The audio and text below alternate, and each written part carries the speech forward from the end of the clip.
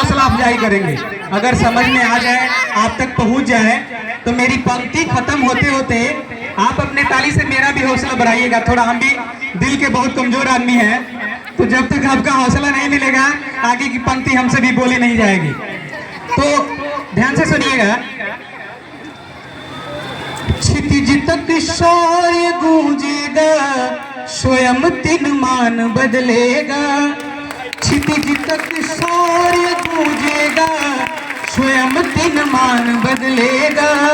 उतारो भारती की आरती, सम्मान बदलेगा।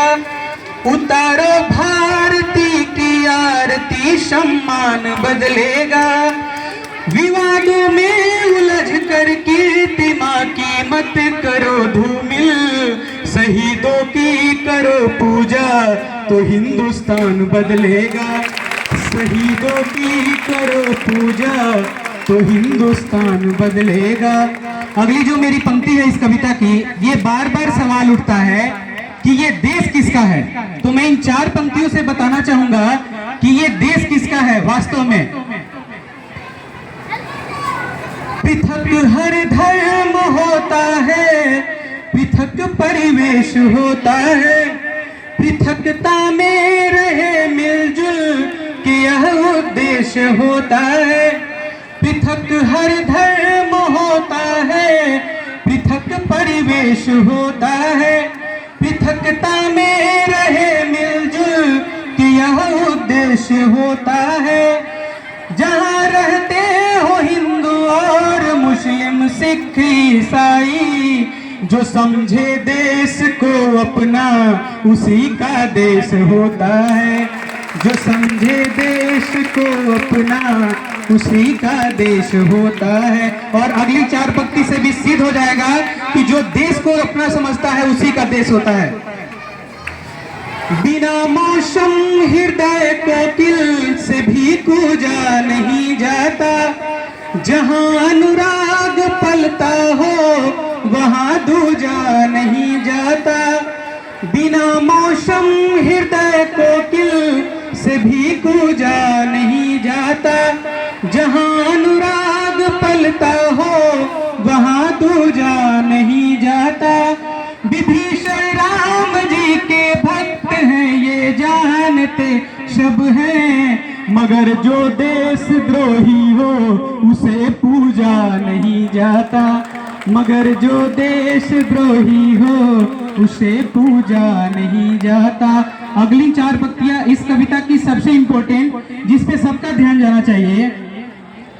कोई जर्रा नहीं ऐसा जहां पर रब नहीं होता। कोई जर्रा नहीं ऐसा जहां पर रब नहीं होता। लड़ाई वे ही करते हैं जिन्हें मतलब नहीं होता। लड़ाई वे ही करते हैं जिन्हें मतलब नहीं होता। ओ मंदिर और मस्जिद के लिए दीवानगी वालों, वतन से बढ़ के दुनिया में कोई मजहब नहीं होता। वतन से बढ़ के दुनिया में कोई मजहब नहीं होता। और इस कविता की अंतिम 4 पंक्तियां, एक मेरी कल्पना, मैं कैसा चाहता हूं।